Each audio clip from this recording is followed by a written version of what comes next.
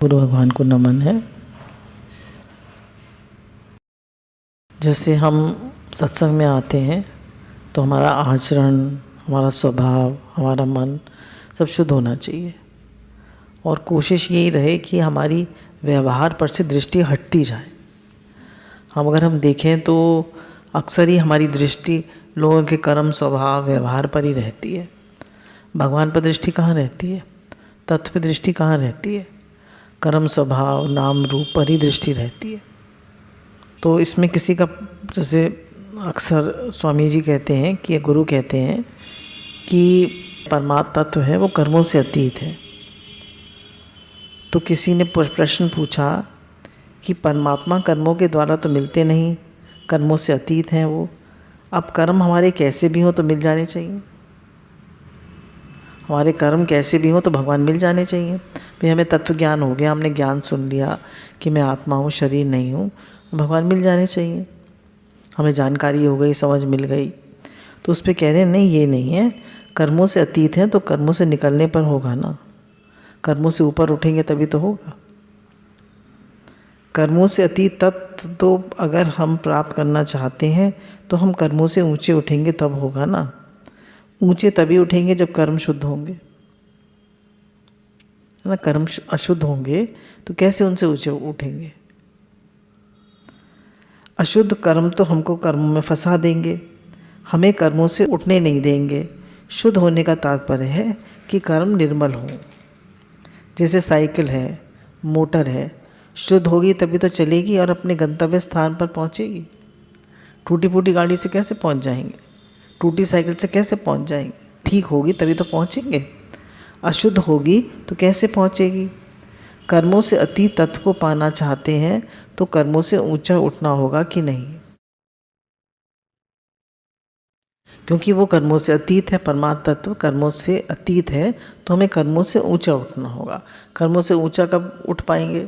जैसे हमने, एक स्त्री है, उसने अपने कर्तव्य को ठीक ठीक कर लिया, सास ससुर की सेवा कर ली, पति की सेवा कर ली, बच्चों का लालन पालन ठीक से कर लिया।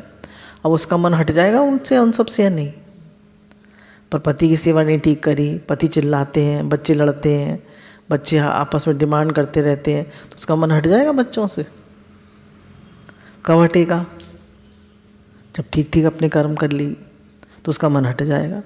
तो जब हम ठीक ठीक सेवा कर लेते हैं तो हमारा मन वहाँ से हट जाता है, हमें वैराग्य आ जाता है ना। मन हट जाता है, पूरी सेवा कर ली तो अब मन हट गया। परमात्मा तो गुणों से, कर्मों से, वस्तुओं से अतीत है, तो वस्तुएं शुद्ध होंगी तभी तो कर्मों से ऊंचा उठने देंगी, और मलिन होंगी तो ऊंचा उठेंगे तो हम उनमें फंस जाएंगे। परमात्मा तत्व की प्राप्ति होती है निर्मल होने से। मार्मिक बात यह है कि हम शुद्ध होंगे तभी तो शुद्धि की तरफ जाएंगे। अगर हम अशुद्ध होंगे तो शुद्धि की तरफ हमारी रुचि नहीं होगी। परमात्मा की प्राप्ति की तड़प किससे होती है? जैसे संसार से अरुचि होती है थोड़ी। अब संसार में ही हमारी रुचि है पूरी टाइम, हमारे कर्म शुद्धि नहीं है। झूठ, कपट, बेईमानी, लड़ना झगड़ना, राग द्वेष, तो हम परमात्मा की तरफ चल पाएंगे? नहीं चल पाएंगे।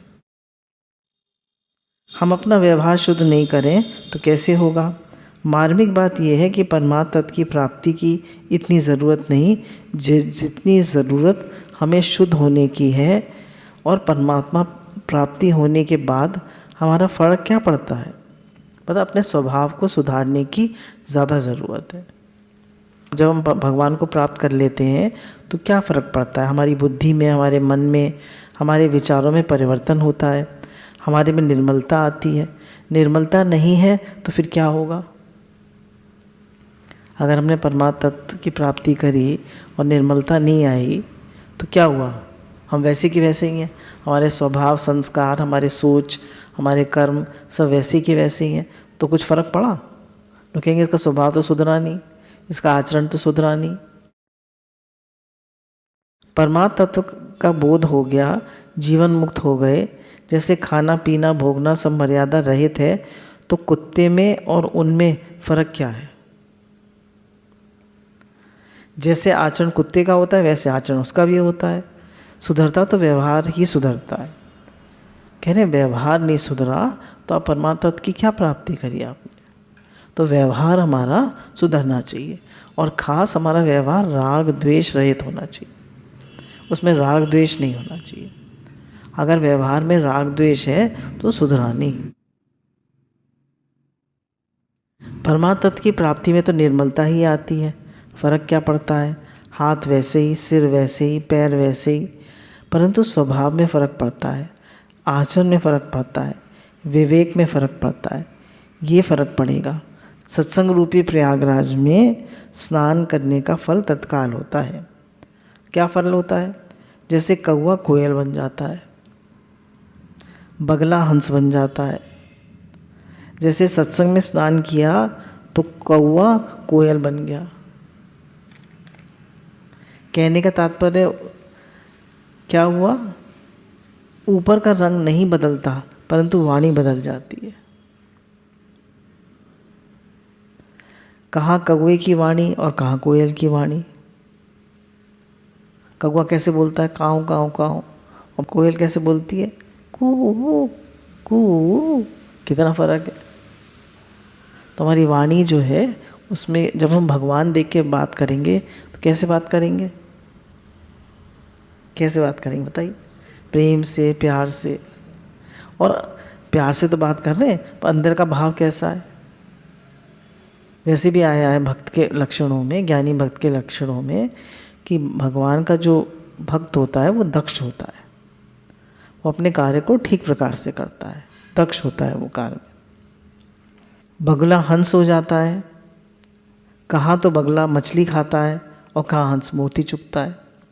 तो बगला हंस हो जाता है, बगला तो मोती खाता है मछली, और हंस मोती चुगता है। दोनों में ज़मीन आसमान का अंतर है।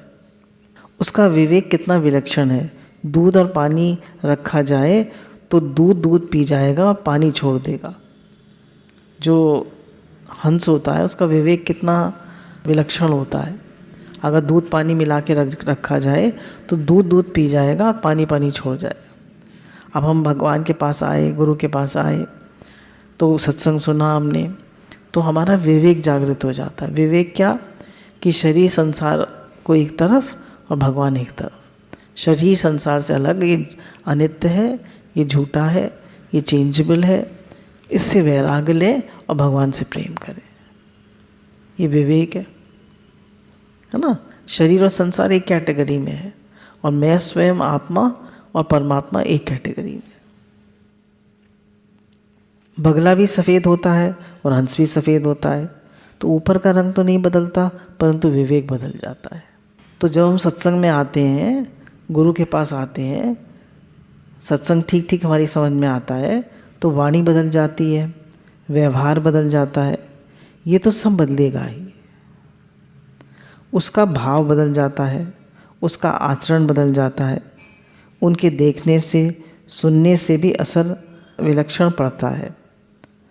वो तत्व में पहुंचा है, इसकी पहचान नहीं होती। हर एक पहचान नहीं सकता, परंतु पवित्रता ज़रूर आ जाती है। बोले कौन तत्व में स्थित है या नहीं स्थित है, हर एक कोई नहीं पहचान सकता, पर हाँ उसके व्यवहार में और उसके आचरण में पवित्रता आ जाती है।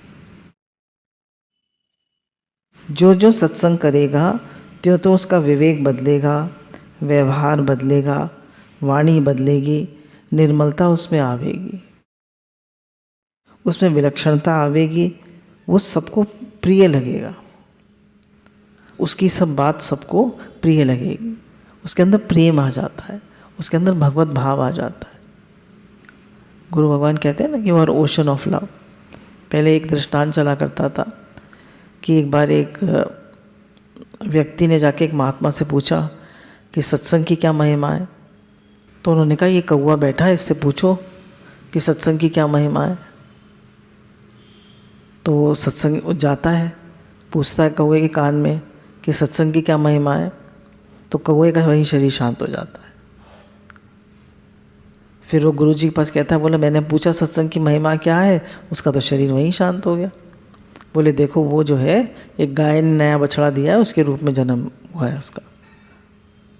उसके पास जाता है तो उसके कान में पूछता है कि गुरुजी ने कहा है ये सत्संग की क्या महिमा है बताओ, तो उस बछड़े का शरीर शांत हो जाता है। तो उसको बड़ा ताज्जुब होता है, ये हो क्या रहा है। मैं जिससे पूछता हूँ उसका शरीर शांत हो जाता है।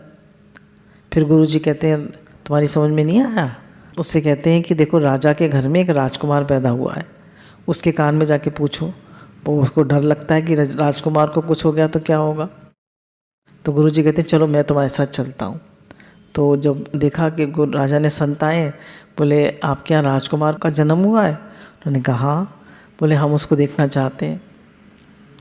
तो बहुत खुश हुए राजा और उनको ले गए। तो उससे पूछवाया कि सत्संग की क्या महिमा है। तो उन्होंने कहा तुम्हें समझ में नहीं आ रहा, कौवा पहले हंस हो गया और फिर हंस से बछड़ा बन गया और फिर अब वही राजकुमार बन गया। तो सत्संग की ये महिमा है। सत्संग जो है वो हमारी उन्नति करता चला जाता है। हमारी हर तरह से हमारा व्यवहार, हमारा परमार्थ, हमारा सब कुछ सुधरता चला जाता है। हर तरह से हमारी उन्नति होती चली जाती है।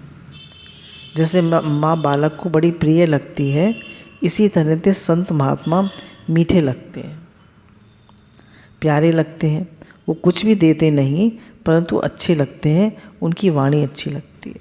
सत्संग अच्छा लगता है ना, जब भी हम सत्संग सुनते हैं तो सत्संग तो हमें अच्छा ही लगता है।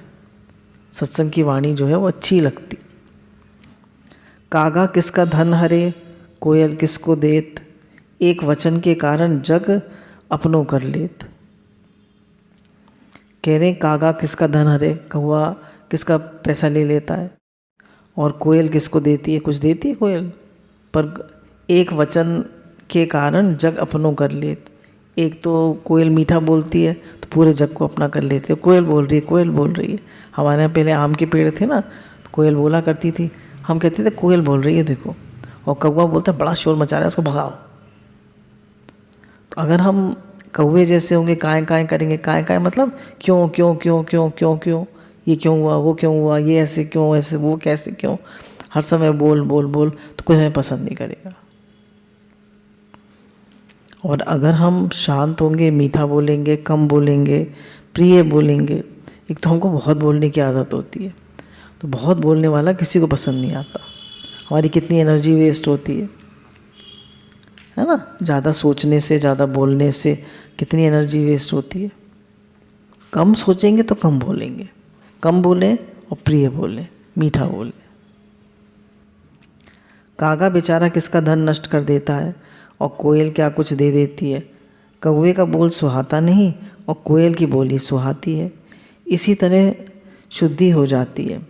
तात्पर्य ऊपर का रंग नहीं बदलता। बंगला हंस हो जाता है तो रंग तो वैसा ही रहता है सफ़ेद, पर विवेक, विचार और भाव ये सब के सब निर्मल शुद्ध हो जाते हैं, श्रेष्ठ हो जाते हैं। सत्संग से हमारी विचारधारा बहुत शुद्ध हो जाती है। हमारा मन बड़ा ख़राब है, सत्संग में आके बैठे है ना, मूड ऑफ सा हो रहा है, सत्संग में आके बैठे मूड एकदम ठीक हो जाता है, एकदम ठीक हो जाता है। क्यों? क्योंकि हमारे भाव बदल गए। कोई बहुत दुखी है, किसी का शरीर शांत हो गया है, तो सत्संग में ले आओ, ठीक हो जाता है। क्यों? उसका विवेक जागृत हो जाता है। जगत अनित्य है, जाने वाला है, इस सभी को जाना है, बल मिलता है, नथिंग न्यू अंडर द सन। सत्संग करने से आदमी के भीतर के भाव बदल जाते हैं, आचरण बदल जाता है, वाणी बदल जाती है, व्यवहार बदल जाता है, अशांति, दुख, संताप, जलन, हलचल ये मिट जाते हैं। उनके दर्शन करने से असर पड़ता है। जो जो तत्व ज्ञान होगा पारमार्थिक मार्ग में आगे बढ़ेगा, त्यों तो उसमें निर्मलता, स्वच्छता आपे आप आवेगी। जैसे जैसे परमार्थिक मार्ग में बढ़ेंगे, स्वच्छता, निर्मलता, पवित्रता अपने आप आएगी। जैसे छोटा बालक सबको अच्छा लगता है, इसी तरह से तत्वज्ञ सबको प्यारे लगते हैं। छोटा बच्चा प्यारा क्यों लगता है? उसके अंदर राग द्वेष नहीं होता, वो निर्मल होता है, वो शांत होता है, प्रिय होता है। उसके अंदर कोई मुझे ये अच्छा लगता है, ये अच्छा नहीं लगता होता ही नहीं है। वो सबको प्रिय लगता है। भगवान जब पधारते हैं तो मृग और वृक्ष भी मानो हर्षित हो जाते हैं।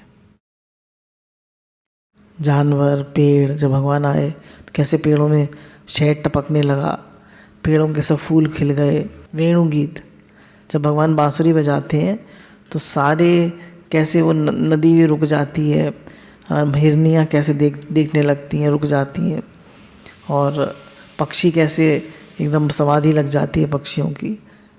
कितना सुंदर वर्णन है उसमें। जितने जंतु हैं वो भी प्रसन्नचित हो जाते हैं, है ना। तत्वज्ञ से, महात्मा से सब जानवर प्रसन्न हो जाते हैं। जैसे रमन महर्षि सत्संग करते थे तो गिलहरी उनके ऊपर आके बैठ जाती थी। एक बड़ा सा अजगर आता था रोज़ सत्संग सुनने, उनकी पलंग के नीचे बैठ जाता था, वो जो उनके तख्त के नीचे सत्संग सुन के चला जाता था। मोर आ जाता था, फिर वो सबकी पार्टी करते थे, पतरे लगा देते थे और सब संकल्प कह देते थे कि सब पशु पक्षी आए और अपना आज उनकी वो है भंडारा है, सब आके भंडारा खा के चले जाते थे।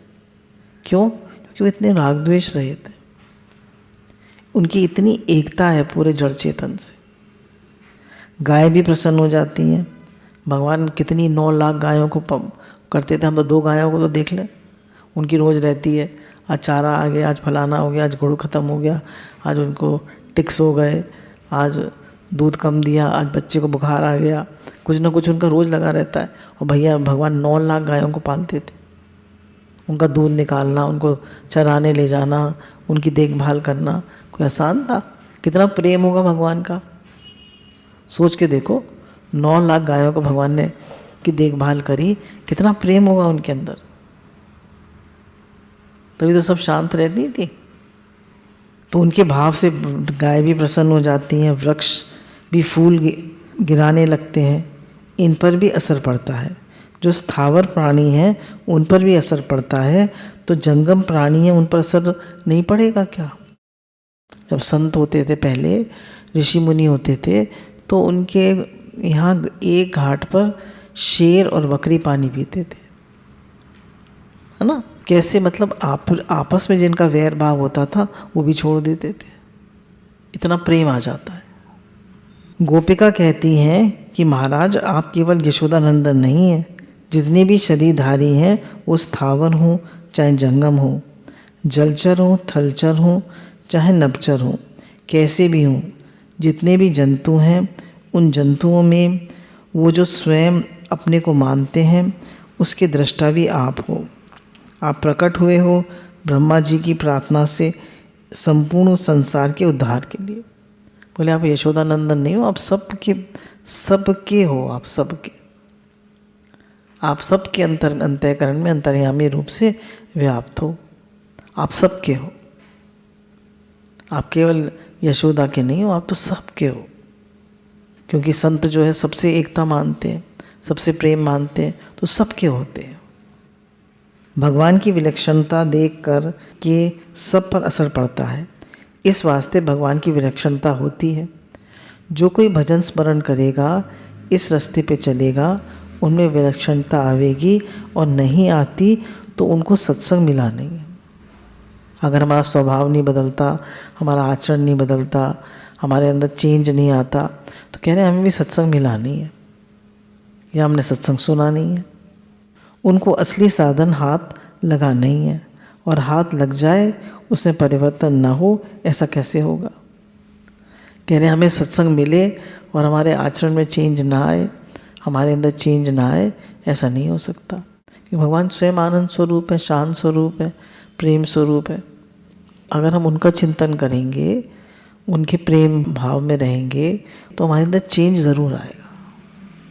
अनंत काल से ये जीव जन्मता मरता प्रवाह में बह रहा है, उसमें कुछ विलक्षणता होगी तभी उद्धार होगा, है ना। कब जन्म मरण की साइकिल चली आ रही है, तो ये हमारी साइकिल कैसे छूटे, जिन जन्म मरण का चक्र कैसे छूटे?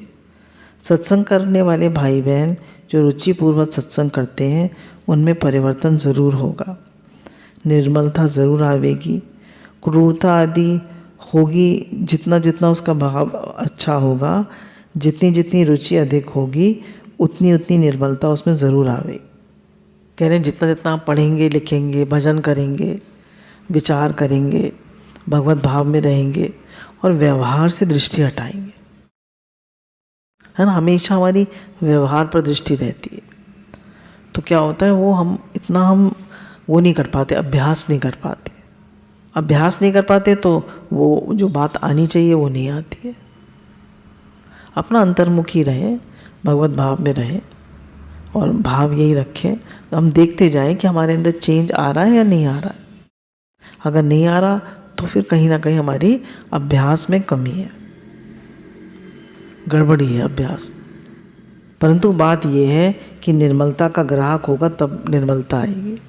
अब हम चाहते ही नहीं हमारी निर्मलता आए, है ना, हम कोशिश ही नहीं करते कि हमारा व्यवहार निर्मल हो, हमारे अंदर प्रेम आए, तो निर्मलता कैसे आएगी? कहने ग्राहक ही नहीं है निर्मलता का, तो निर्मलता कैसे आएगी? देखो सत्संग का असर किसको पड़ता है?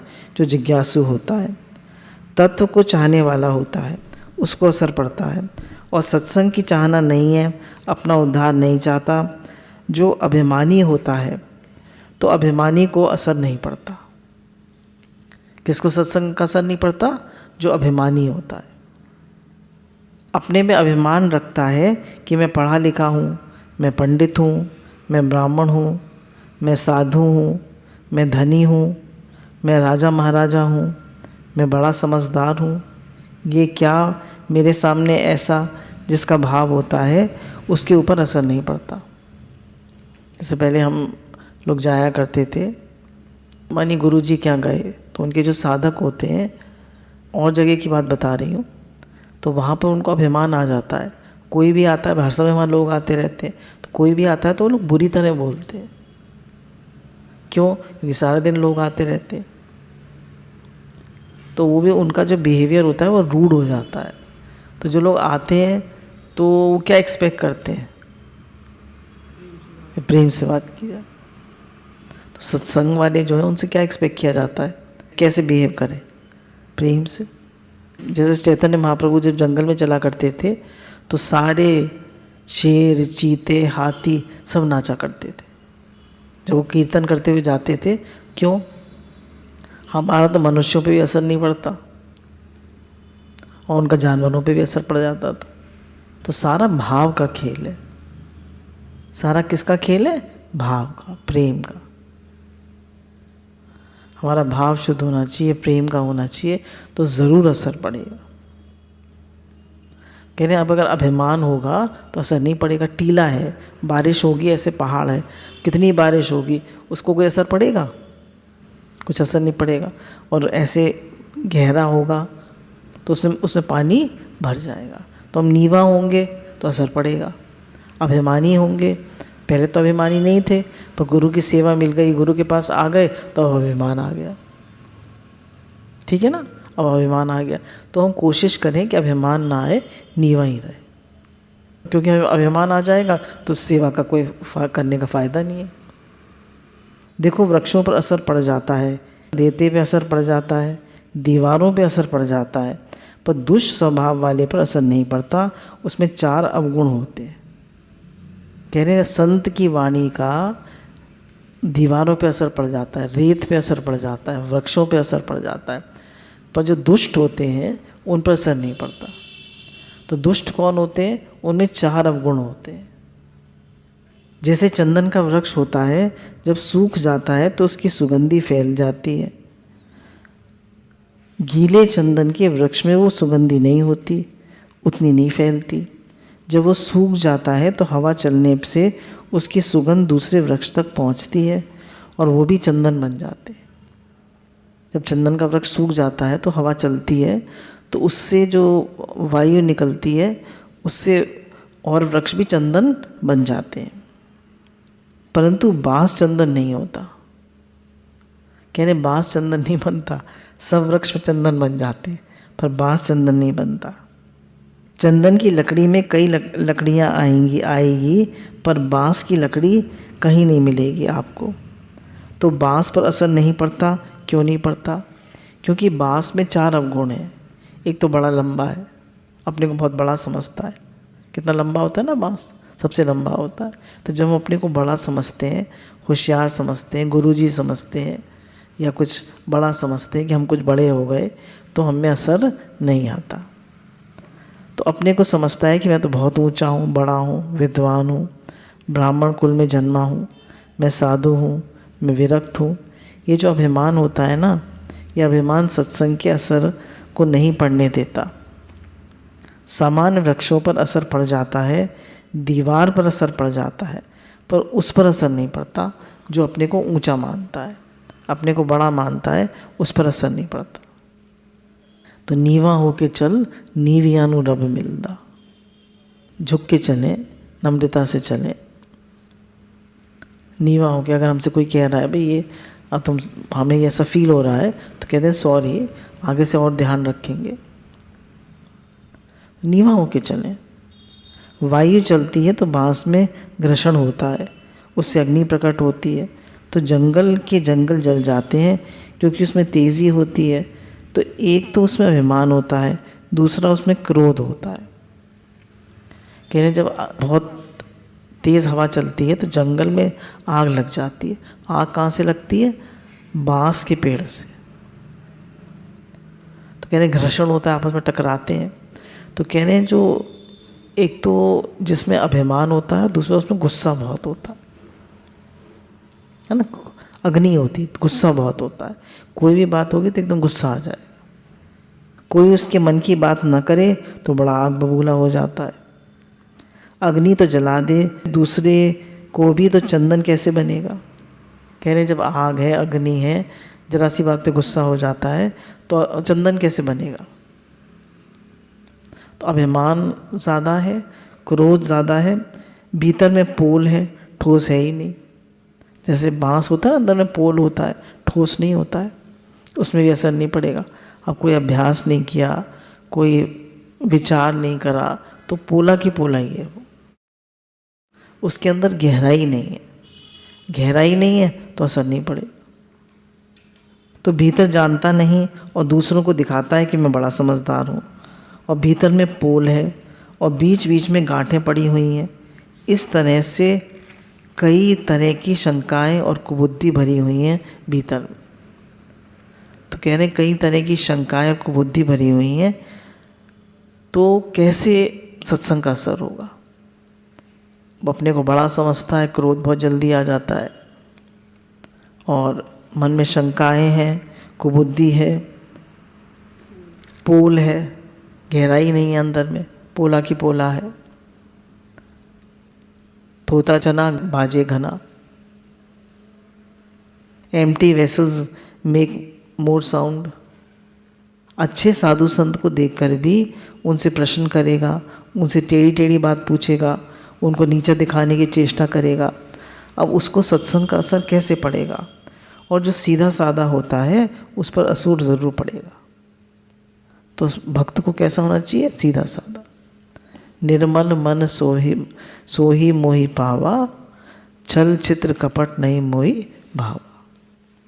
क्योंकि वो सत्संग के भाव को फेंकता नहीं है, और जो सत्संग के विरुद्ध चीज़ आती है उसे फेंक देता है, बाहर से निकाल देता है।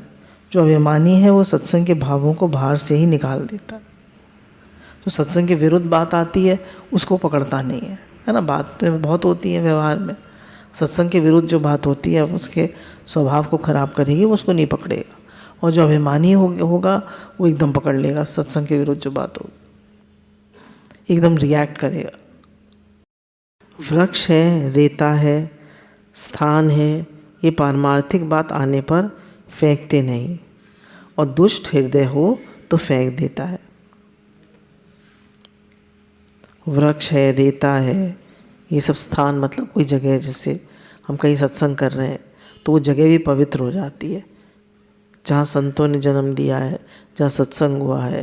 जैसे अम्मा जी का तखत था, इस पे बैठ के उन्होंने सत्संग किया है, तो ये भी पवित्र हो गया है ना। तो जहाँ जिस स्थान पर सत्संग होता है वो स्थान भी पवित्र हो जाता है। अगर हमारा हृदय दुष्ट होता है तो वो हर चीज़ को फेंक देता है, रिसीव नहीं करता, रिसीविंग माइंड नहीं होता, आने ही नहीं देता अपने पास में। तो अपने में अभिमान रखता है, शंका रखता है और कुतर्क करता है, उनके दोषों को देखता है कि बाबा जी तो बहुत अच्छे हैं, पर उनके चश्मे की डंडी तो सोने की है। भैया तुमको उनकी डंडी से क्या मतलब, तुम सत्संग सुनो। तो जब तक हम देखिए, हमारा मतलब है सत्संग से। वो क्या पहनते हैं, वो क्या खाते हैं, वो क्या करते हैं, इस सब पे हमारी दृष्टि नहीं होनी चाहिए। हम सत्संग सुने और अपना उद्धार करें। अब तेरे को क्या क्या हर्ज हुआ, सोने की रखें चांदी की रखें, संत तो बहुत अच्छे हैं पर ये बोलते अच्छा नहीं है, ये पढ़े लिखे नहीं हैं। संत तो बहुत अच्छे हैं, इनका व्यवहार भी अच्छा है, पर संस्कृत नहीं आती इन्हें, श्लोक नहीं बोल पाते। तू क्या करेगा श्लोक का, उससे तेरा जीवन बन जाएगा। बाजार भरा हुआ है, परंतु कूड़ा करकट वाला इधर से उधर से जाएगा और कूड़े से टोकरी भर लेगा। अच्छे सामान का बाजार भरा हुआ है, पर जिसको आदत है कूड़ा करकट देखने की, वो अपनी टोकरी लेगा और जगह जगह से कूड़ा बीन कर अपनी टोकरी भर लेगा। मतलब बेकार की बातें उठा लेगा। जब तक हमारा हृदय शुद्ध नहीं होगा, भगवत भाव नहीं होगा, प्रेम नहीं होगा, तो हम अच्छी बातें नहीं उठाएंगे, बेकार की बातें उठा लेंगे। बेकार की बातें उठा के अपने मन को ख़राब करेंगे, अपनी श्रद्धा को ख़राब करेंगे, तो हमें ज्ञान नहीं लगेगा, हमारा उद्धार नहीं होगा। इस तरह से वो सत्संग में जाएगा और कहेगा इनमें ये दोष है, इनका भाषण कैसा है, ये कहाँ के हैं। अब जिन बातों से पारमार्थिक संबंधी नहीं, ऐसे ऐसे प्रश्न करता है, अब उसको लाभ कैसे होगा। गुरुजी ऐसा क्यों करते हैं, गुरुजी ऐसा क्यों करते हैं। गुरुजी को तो ये नहीं कि भाई गुरुजी भी गृहस्थ में हैं, तुम भी गृहस्थ में हो, तुम्हें क्या मतलब, है ना, तुम्हें क्या मतलब। वो कोई सन्यासी तो है नहीं, ये सफ़ेद कपड़े क्यों नहीं पहनते, ये ऑरेंज कपड़े क्यों नहीं पहनते, ये अच्छे कपड़े क्यों पहनते हैं। वायुमंडल शुद्ध हो जाए, सूखा हुआ काठ पवित्र हो जाए, क्योंकि ये फेंकता नहीं है। कह रहे जहाँ सत्संग होता है वहाँ वायुमंडल भी पवित्र हो जाता है, सूखा काठ भी पवित्र हो जाता है, क्योंकि ये फेंकता नहीं है, क्योंकि बातों को फेंकता नहीं है। और दुष्ट आदमी हर बात को फेंक देता है और किसी चीज़ को रिसीव ही नहीं करता है। उसका माइंड अहंकार के कारण ब्लॉक्ड रहता है, कुबुद्धि के कारण उसका माइंड ब्लॉक्ड रहता है। अभिमान भरा होता है, कुतर्क भरा होता है, तो वो लाभ ले नहीं सकता। विपरीत भाव नहीं होता है, सीधे साधे पर असर पड़ता है। जो भीतर में भाव रखता है, श्रद्धा है, भगवान पर विश्वास है, आत्मा पर विश्वास है और अपना उद्धार चाहता है, तो वो तो साधारण आदमी से लाभ ले लेता है। जो अपना लाभ चाहता है वो तो साधारण आदमी से भी लाभ ले लेता है। दत्तात्रेय जी ने प्रकृति से भी सीख लिया, 24 गुरु बना लिए। वो तो किसी से भी लाभ ले लेता है। सीधा साधा आदमी जो होता है वो तो प्रकृति से भी लाभ ले लेता है। वो तो गुरु के एक एक वचन को अमृत के समान ग्रहण करता है, पूरी श्रद्धा रखता है। जब हमारा मन अहंकारी होता है, कुतर्की होता है, तो वो नहीं लाभ ले पाता। इस वास्ते मनुष्य को सरल होकर अपने उद्धार की चेष्टा करनी चाहिए। मेरा कल्याण हो जाए कैसे भी। तो हमें अहंकारी ना होकर ये भाव रखना चाहिए, मेरा कल्याण हो जाए कैसे भी। इसका जिज्ञासु होना चाहिए। कुतर्क तर्क करके जीत जाना है कि हार जाना है, इसको पूछना है, ये बात ना रखें। कह रहे हैं जिज्ञासु होना चाहिए। तर्क कुतर्क करके हम जीत जाएं, दूसरे को नीचा दिखा दें, पट जवाब दें, बोले ये नहीं होना चाहिए। दूसरे को नीचा दिखाने की भावना नहीं होनी चाहिए। सीधा सादा होकर सत्संग को ग्रहण करें, सहन करें। कहीं सत्संग बारे में विशेषता नहीं होती है तो वो भगवान की बात कहता है, सुनता है, वो ठीक नहीं है, वो जाने, हमें तो लाभ लेना है। ऐसा जिज्ञासु हर जगह लाभ लेता है। कह रहे हैं वो सब भगवान की बात कहता है, गीता रामायण की बात बताता है, श्लोक उतना ठीक नहीं है ना, या जो श्लोक नंबर बता रहा है वो ठीक नहीं है। बोले हमें क्या करना है, हमें तो लाभ लेना है अपना। ज़्यादा पढ़े लिखे नहीं हैं बाबा जी। बोले अपना लाभ लो, तुम काम की बात सीखो और आगे बढ़ो। तो बोले जो हर बात में नुक्स निकालता है, हर बात में गलती निकालता है, तो वो लाभ नहीं ले पाता है। दत्तात्रेय महाराज ने 24 गुरु बना लिए और 24 से शिक्षा ले ली। अब जब शिक्षा लेनी है तो लेते हैं वो तो ऐसे जिसके विचार हैं कि अपना तो उद्धार करना है। दत्तात्रेय जी ने प्रकृति से ले लिए सारे, कबूतर से ले लिया कि कबूतर जो है मोह वाला होता है, वो कैसे जाल में फंस जाता है शिकारी के और अपना पतन कर लेता है। अजगर से शिक्षा ले ली कि अजगर करे ना चाकरी, पंछी करे ना काज, दास मलूका कह गए सबके दाता राम। तेरे भाव जो करे भले बुरो संसार, नारायण तू बैठ के अपना भवन बुहार। कहने तेरे भावे जो करे भले बुरो संसार, नारायण तू बैठ के अपना भवन बुहार। पर कोई कुछ भी करे, तुम अपना उद्धार करो। तुम लोगों का व्यवहार मत देखो, तुम लोगों की आदतें मत देखो, तुम व्यवहार पर दृष्टि मत रखो, तुम परमार्थ पर दृष्टि रखो। तुम लोगों के गुण दोष मत देखो, तुम सिर्फ भगवान देखो। रोज़ रोज़ हमें अपने मन को मनाना पड़ता है, अपनी दृष्टि को सुधारना पड़ता है कि मुझे किसी के दोष नहीं देखने हैं, मुझे तो सिर्फ भगवान देखना है। हे ही भगवान, हे ही भगवान, हे ही भगवान, हे ही भगवान। हमें अपना भाव नहीं बिगाड़ना है, हमें तो सिर्फ भगवान देखना है। सज्जनों, सच्चे हृदय से परमात्मा की तरफ चलो, निर्मल होके चलो, सीधे होकर के चलो। कह रहे सच्चे हृदय से परमात्मा की तरफ चलो कि मुझे उद्धार करना है, किसी के दोष नहीं देखने, व्यवहार पर दृष्टि नहीं करनी, किसी में गलत भाव नहीं रखना है, किसी के लिए, सबके लिए प्रेम का भाव रखना है और अपना उद्धार करना है। और सच्चे हृदय से, सीधे हृदय से, निर्मल हृदय से चलें। जरा भी मन में चालाकी, होशियारी, कुतर्क, कुबुद्धि न रखें। मैं होशियार हूँ, समझदार हूँ, बिल्कुल भाव ना रखें। मैं तो भगवान के चरणों की धूली हूँ, मैं तो गुरु का बच्चा हूँ। बछड़ा गाय का दूध पी लेता है और हम होशियार बनेंगे तो कुछ नहीं कर पाएंगे। कपट गांठ मन में नहीं सबसे सरल स्वभाव, नारायण ता भगत की लगी किनारे नाव। कपट गांठ मन में नहीं सबसे सरल स्वभाव, नारायण ता भगत की लगी किनारे नाव। कहीं कोई कपट नहीं है, किसी से कोई चालाकी नहीं है, किसी को ठगना नहीं है, किसी का तिरस्कार नहीं है, किसी का अपमान नहीं है, सब ठीक है। सब में भगवान का स्वरूप है, सब में हमारे प्रभु हैं। ऐसे भाव से सीधा होता है तो उसको बहुत लाभ होता है। मैं सबसे होशियार हूँ, मैं सबका वो हेड हूँ, मैं सबका लीडर हूँ, मैं बड़ा हूँ, मेरी इज्जत होनी चाहिए, मेरा मान होना चाहिए, मुझसे पूछ के करना चाहिए। कितनी सारी बातें मन में होती हैं। तो कह रहे ये सब बातें मत रखो, किसी का तिरस्कार मत करो, किसी का अपमान मत करो, सब में भगवान देखो, सब में सीधा सरल भाव रखो, सब में मेरे भगवान है, सब में मेरे प्रभु हैं, ऐसा भाव रखो। ऐसे व्यक्ति को बहुत लाभ होता है। सरल स्वभाव न मन में कुटिलाई, जथा लाभ संतोष सदाई।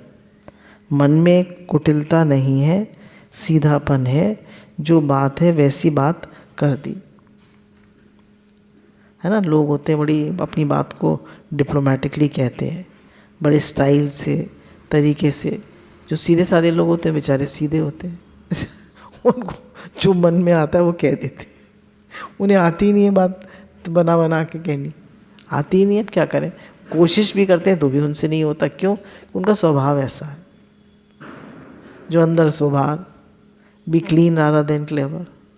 कुछ लोग होते हैं बहुत अच्छे से अपनी बात कहते हैं, प्रेजेंट करते हैं। अच्छे से बात करना बुरी बात नहीं है, पर कटुता नहीं होनी चाहिए, चालाकी नहीं होनी चाहिए।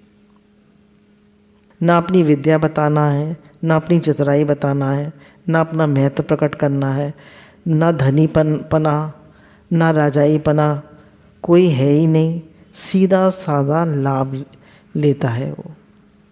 लाला बाबू थे तो वो कितने ज़्यादा पढ़े लिखे थे, होशियार थे और कितने अमीर घराने के थे, पर कैसे भिक्षा मांग के खाते थे।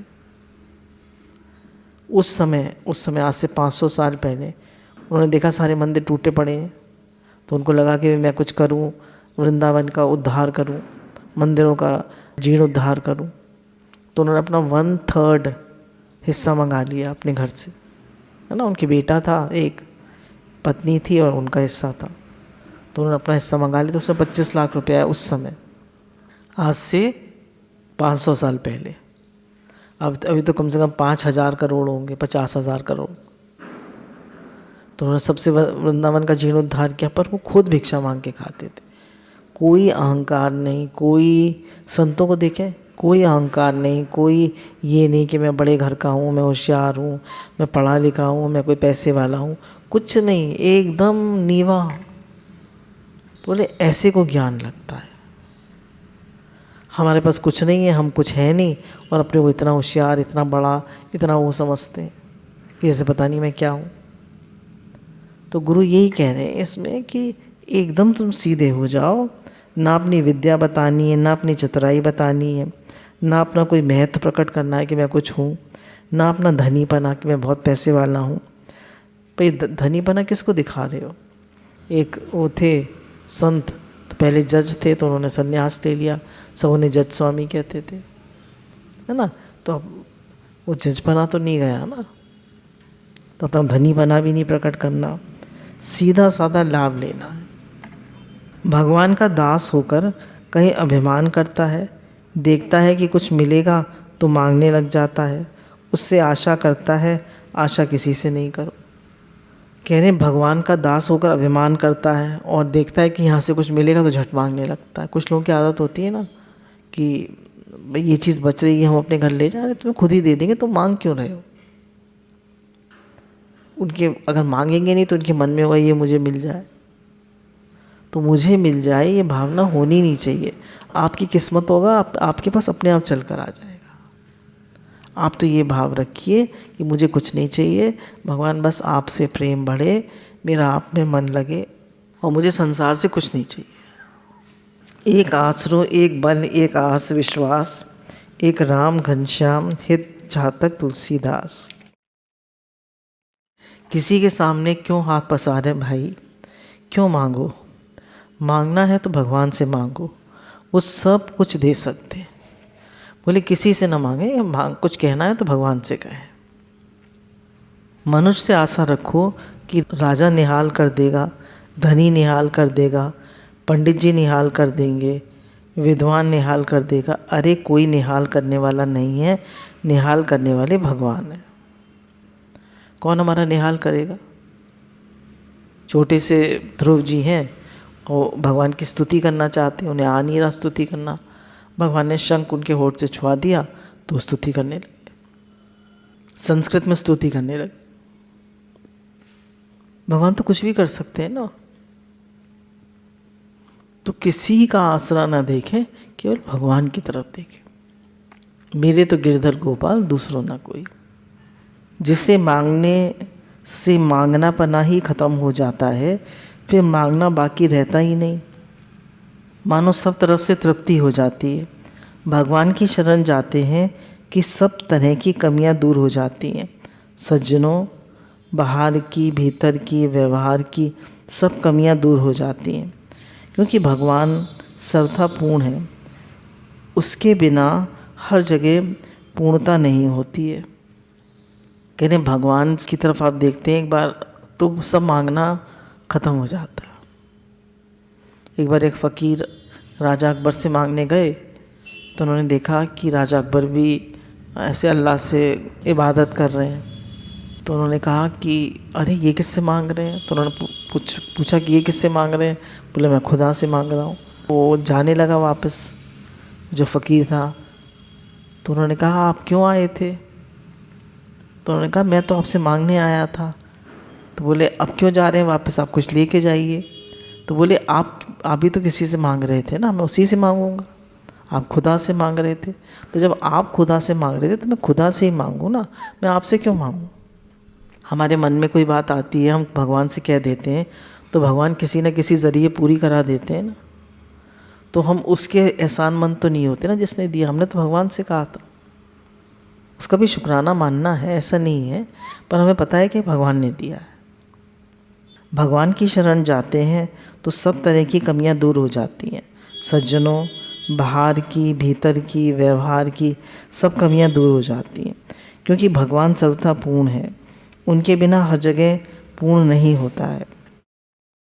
भगवान उसका नाम है जो सबके होते हैं, जो सबके होते हैं।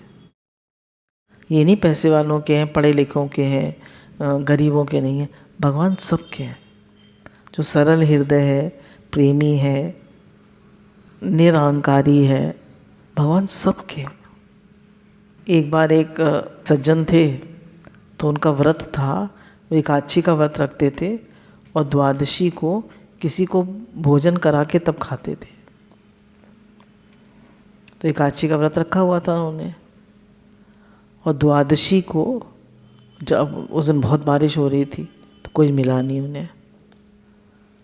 तो एक सज्जन मिले तो उन्होंने उनको पकड़ लिया और कहा कि भाई मैंने भोजन बनाया है, मेरा व्रत है, मैं द्वादशी को किसी को खिला के खाता हूँ, तो आप आइए हमारे यहाँ भोजन ग्रहण कर लीजिए। तो आ गए। उन्होंने कहा अच्छा मैं भोग लगा के आता हूँ भगवान को, तब आपको परोसता हूँ। बोले मैं नहीं मानता भगवान को। तो वो जो खिलाने वाला था उसने पत्तल खींच ली। उसने कहा कि आप भगवान को नहीं मानते तो क्या फ़ायदा आपको खिलाने का। तो भगवान की आकाशवाणी हुई कि मुझे नहीं मानता, मैंने इसको इतने साल खिलाया और तू एक दिन नहीं खिला सकता? इतना बड़ा हो गया, मैं इसको रोज़ खिला रहा हूँ। तो भगवान तो सबके हैं, कोई उन्हें माने चाहे न माने, कोई उन्हें गाली दे, कोई प्रेम करे। तो जैसे भगवान का स्वभाव है हर एक किसी के लिए करना करना करना करना, बस हर एक किसी के लिए, कोई कैसा भी हो, उनका कितना प्रेम है। भगवान सबके होते हैं, कभी हों और कभी नहीं हों वो भगवान नहीं होते। कहीं हो और कहीं ना हो तो भगवान नहीं होते। किसी परिस्थिति में हो और किसी परिस्थिति में नहीं हो वो भगवान नहीं होते।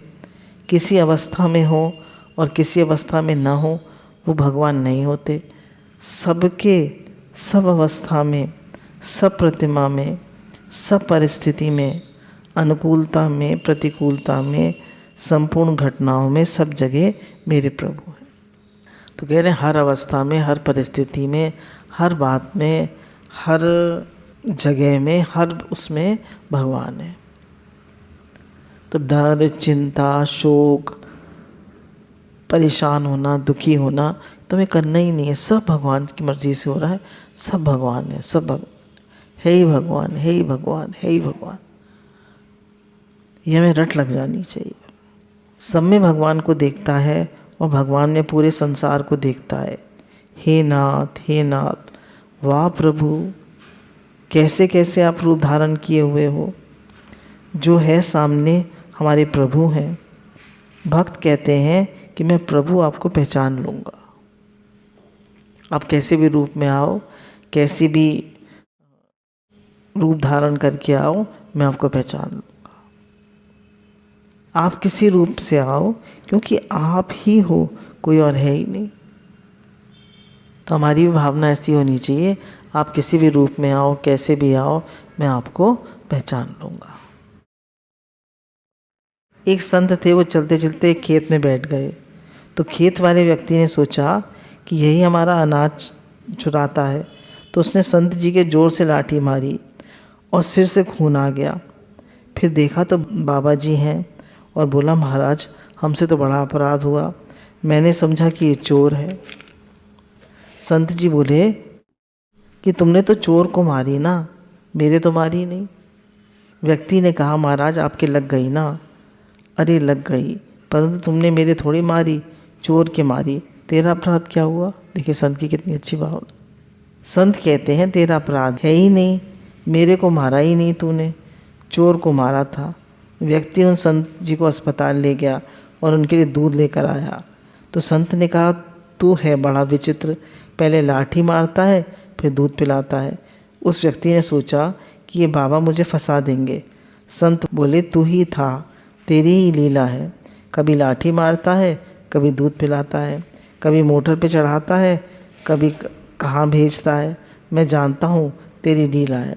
अब बाबा जी तो अपनी भाषा में बोले और वो घबरा के बाबा जी मुझे फंसाना दे गई।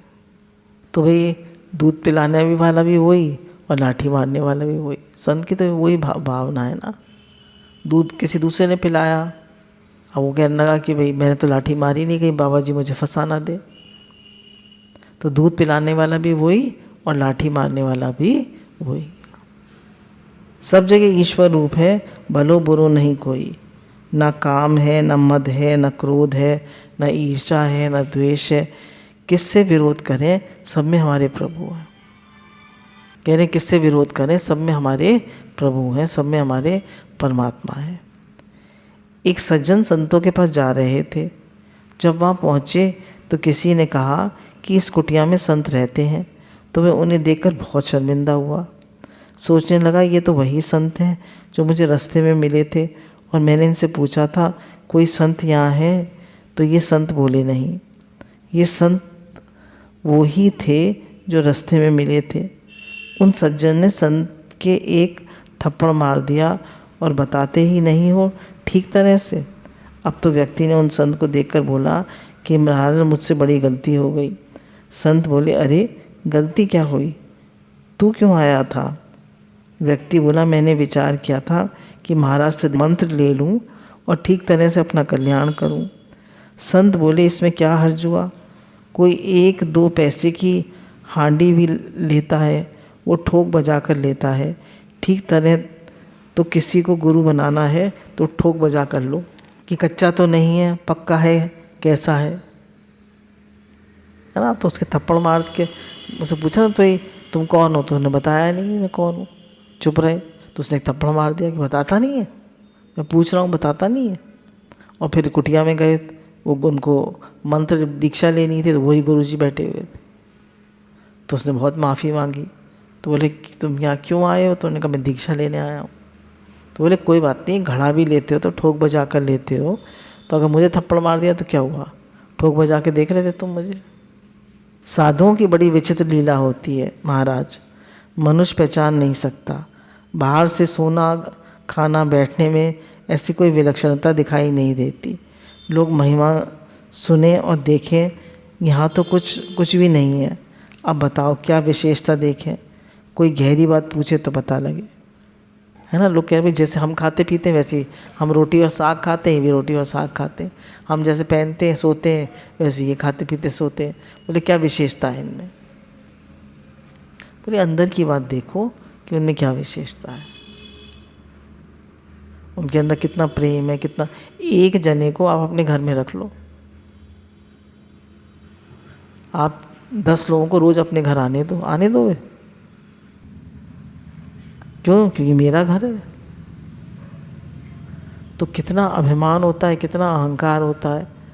तो ये तो गुरु का प्रेम होता है, अम्मा जी का प्रेम है, गुरु का प्रेम है, जो कि हमें सब सिखाता है कि निरभिमानी होके चलो, निरअहकार होके चलो, दैन्य में चलो, सहनशीलता में चलो। ऐसे ही सत्संग करने वाले भाई साधन करने वाले सोचते हैं कि साधन करने से बड़ा भारी परिवर्तन हो जाएगा, उड़ जाएंगे। ऐसा कुछ नहीं होता, हवा में उड़ जाएंगे, पानी में चल लेंगे। भाव बदल जाते हैं, आचरण बदल जाता है, भीतर की अशांति, संताप, जलन ये मिट जाते हैं। सत्संग से क्या होता है, विचार बदल जाते हैं, भाव बदल जाते हैं, अंदर की अशांति, संताप, जलन ये मिट जाता है, चिंता फिक्र मिट जाती है। भगवान ने आज दिन तक खिलाया है, आज दिन तक अच्छे से रखा है, आगे भी अच्छे से रखेंगे। हम किसकी निगरानी रखें? अपने विचारों की, अपने भावों की। हमारे भाव ठीक रहें, हमारे विचार ठीक रहें, सबके लिए प्रेम का भाव रहे, नम्रता से चलें, झुक के चलें, अपना भगवान का नाम लेते रहें। संतों के दर्शन से, उनके पास रहने से सबको शांति मिलती है ना। हम संत बने। संत कैसे बने? हमारे रहने मात्र से सबको शांति मिले। जंगल में एक सूनी धर्मशाला थी। वहाँ सर्दी के समय आधी रात पर कई आदमी पहुँचे तो धर्मशाला सूनी थी। अब उन्हें अग्नि की ज़रूरत हुई कि अग्नि मिल जाए तो रोटी बना लें, भोजन करेंगे। तो सब कमरे देखे, उन कमरों में से एक कमरे में गर्मी थी, तो देखा दूसरे कमरे से इस कमरे में विशेषता है, गर्म है। देखा तो कुछ दिखाई नहीं दिया, क्योंकि वहाँ एक अंगारा था, उस पर राख छाई हुई थी। फिर देखा यहाँ गर्मी क्यों है, तो वहाँ राख दिखाई दी। जब राख को हटाया तो अग्नि चमक उठी। अग्नि चमकने पर भोजन बनाया। दूसरे कमरे से विलक्षण कमरा देखा तो उसमें क्या है कि गर्मी है। अग्नि से भोजन बना लिया और सबकी सेवा हो गई। अग्नि में मंत्र उच्चारण करके आहुति देने से विश्व मात्र को भोजन मिलता है, और वही आहुति करके परमात्मा प्राप्ति कर लेता है, यज्ञ कर लेता है। अब अग्नि का जितना उपयोग है ले लो, अग्नि तो एक ही है। किसी ने अग्नि से भोजन बना लिया, किसी ने प्रकाश कर लिया, और कोई परमात्मा की प्राप्ति कर ले, है ना। तो बताया कि अग्नि है, एक ही है। कोई अपना भोजन बना ले, कोई प्रकाश कर ले, कुछ दिख नहीं रहा, माचिस दिखा लो, कुछ है नहीं, और माचिस जला लो और देख लो। और कोई हवन करके उसी अग्नि में परमात्मा प्राप्ति कर लेता है। एक गांव में संत गए और उन्होंने वहाँ जाकर सत्संग किया। वहाँ सत्संग किया तो उनकी छत पर पानी भर जाता था। पानी न भरे इसलिए सत्संग किया। इस तरह से अटकल लगाते हैं। अब ये कोई महात्मा हो गया, इस तरह से हमारी गाय ठीक हो गई, भैंस ठीक हो गई, ऐसे ही कि संतों के दर्शन से हमारा उद्धार हो जाए, ऐसा नहीं। मेरे गांव में हम संत सत्संग करने जाते हैं, कोई कहता है हमारे बेटा नहीं होता बेटा हो जाए, कोई लोग कहते हैं हमारी गाय ब्याती नहीं ब्याह जाए, हमारी भैंस ठीक हो जाए, हमारी छत चुचाती है वो ठीक हो जाए। बोले इसलिए सत्संग कराना है, हमारा काम नहीं चलता काम चल जाए। बोले सत्संग कराना है अपने उद्धार के लिए। वास्तव में संतों के संग से पारमार्थिक लाभ होता है। बहुत से ऐसे होते हैं कि कामना पूरी करवाते हैं। देखो संत भी असली हो और श्रद्धा भी असली हो तो जल्दी काम बनता है। तो संत भी असली हो, श्रद्धा भी असली हो तो बहुत जल्दी काम बनता है। हमें सत्संग गुरु मिले हैं, सत्संग मिला है, नित्य का सत्संग मिल रहा है, सुबह शाम का सत्संग मिल रहा है। हम बहुत सरल भाव से, बहुत सीधे भाव से, बहुत प्रेम से, बहुत विनम्रता से, बहुत दैन्य से, सहनशीलता से अपना उद्धार करें कि मुझे तो सिर्फ अपना उद्धार करना है, ज़रा भी अहंकार नहीं करना है। जैसे बांस का बताया कि उसमें 5 अवगुण होते हैं तो सब सत्संग फेंक देता है, कुछ भी ग्रहण नहीं करता। तो अहंकारी बनेंगे तो कुछ भी सत्संग ग्रहण नहीं करेंगे। बहुत नम्रता से, प्रेम से सत्संग ग्रहण करें और बहुत गुरु के शुक्राने माने। न मिलते तुम अगर सतगुरु, न जाने हम कहाँ जाते, हमें बेआसरा पाकर सताने गम चले आते।